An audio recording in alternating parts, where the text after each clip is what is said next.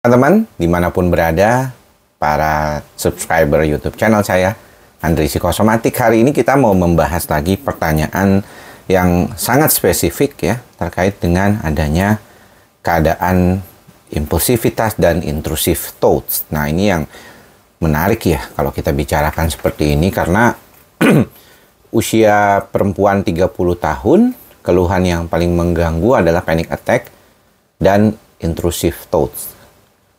Jadi kalau misalnya teman-teman yang mungkin memahami intrusive thoughts ini banyak dikeluhkan ya, terutama bagaimana otak itu seperti kayak banyak masuk pikiran-pikiran yang tiba-tiba bisa ada kepikiran seperti ini, kepikiran itu gitu ya.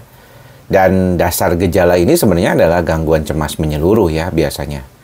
Atau orang awam bilangnya overthinking lah seperti itu. Tapi memang mungkin lebih dominan mengganggu ya. Dan gejala sudah mulai berkurang, akan tetapi ketika menstruasi sulit untuk dikendalikan. Nah, saat ini saya baru menyadari ketika pertama kali terkena panic attack terjadi saat menstruasi.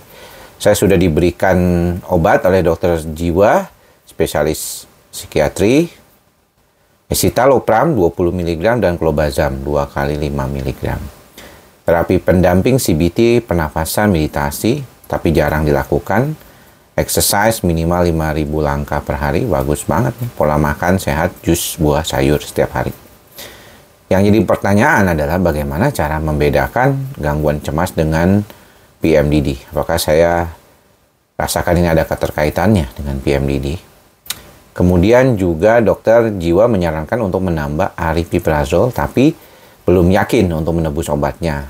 Adakah dokter Obgyn yang mengerti tentang PMDD? Dan aripiprazolnya memang disarankan mungkin dosis 1-2 mg ya. Jadi gini ya teman-teman, kalau kita bicara tentang masalah menstruasi dan gejala-gejala cemas atau gejala-gejala depresi yang bisa saja terjadi pada kondisi tersebut, maka memang kita harus perhatikan dulu apa bedanya premenstrual dysphoric disorder dengan suatu kondisi gangguan cemas panik atau gangguan cemas menyeluruh. PMDD atau premenstrual dysphoric disorder hanya terjadi di saat menjelang menstruasi. Dan ketika menstruasinya sudah selesai, maka kondisinya akan kembali normal. Ya, jadi kalau kita lihat maka gejalanya itu bisa terjadi berlangsung sekitar 5-10 hari saja. Di mana kita menentukan ini suatu diagnosis PMDD atau premenstrual dysphoric disorder itu adalah ketika dalam 3 kali periode atau 3 kali menstruasi berturut-turut itu terjadi gejala seperti itu. Dan secara klinis kita bisa anggap ini adalah premenstrual dysphoric disorder. Ya.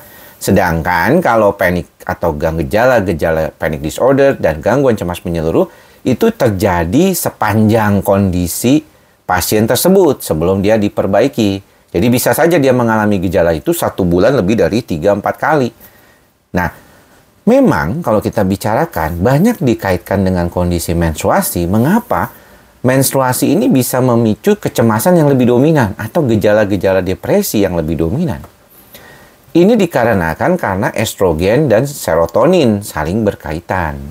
Jadi ketika estrogennya sedang dalam masa fluktuasi, itu terjadi juga fluktuasi dari serotonergic.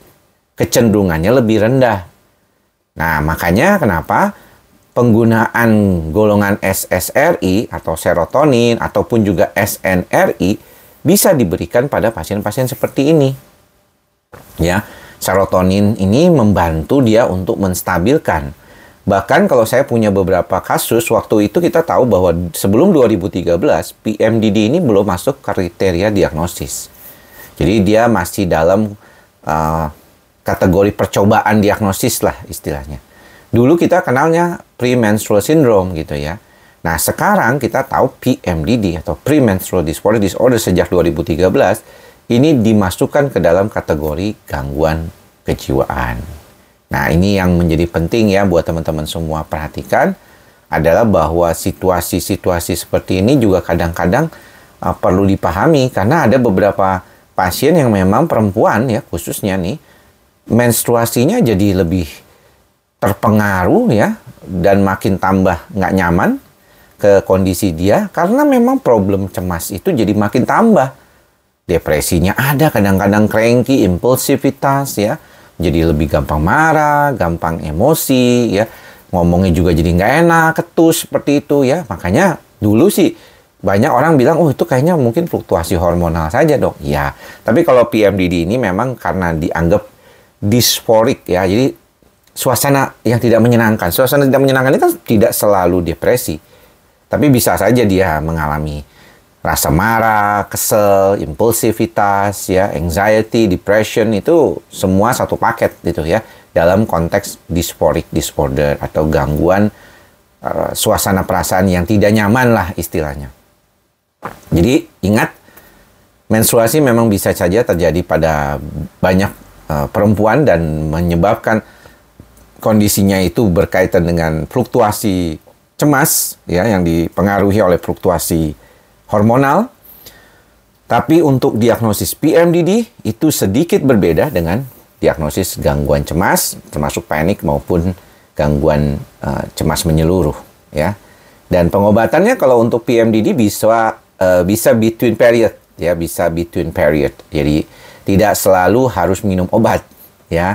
Beberapa di antaranya percobaan klinis di real world clinical trial ya, kita biasanya memberikan kesempatan pada pasien untuk tidak makan obat di antara waktu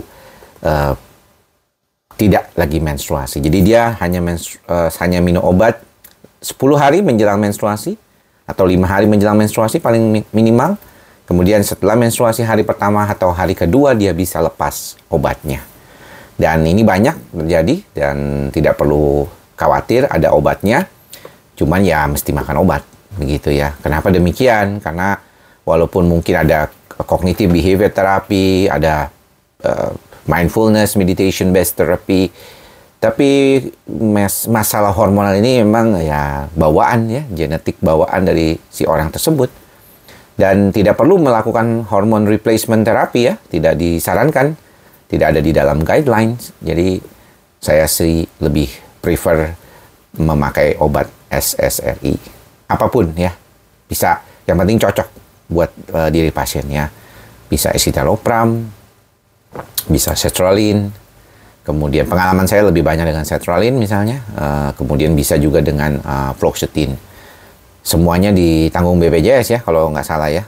Dan kalau misalnya penggunaan antipsikotik, saya rasa tidak terlalu perlu pada kasus-kasus seperti ini ya, menurut pengalaman saya. Bisa saja sih, tergantung kondisi. Kalau misalnya depresinya berat sekali dan sangat fluktuatif hormonnya, ya, moodnya juga sangat fluktuatif mengikuti kondisi tersebut, pasien bisa digunakan misalnya mood stabilizer ya, seperti di valproic natrium atau valproic acid ya, itu bisa digunakan ya.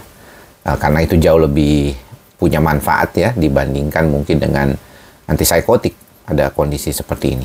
Jadi perlu diperhatikan oleh teman-teman semua.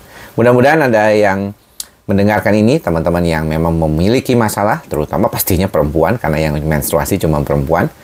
Tapi buat teman-teman laki-lakinya, mungkin bisa perlu memahami juga bahwa kondisi seperti ini bisa terjadi pada kondisi seperti yang diceritakan tadi oleh salah satu subscriber. Thank you. Semoga semua makhluk berbahagia. Salam ikhlas, sabar, dan sadar. Salam sehat jiwa. Bye-bye.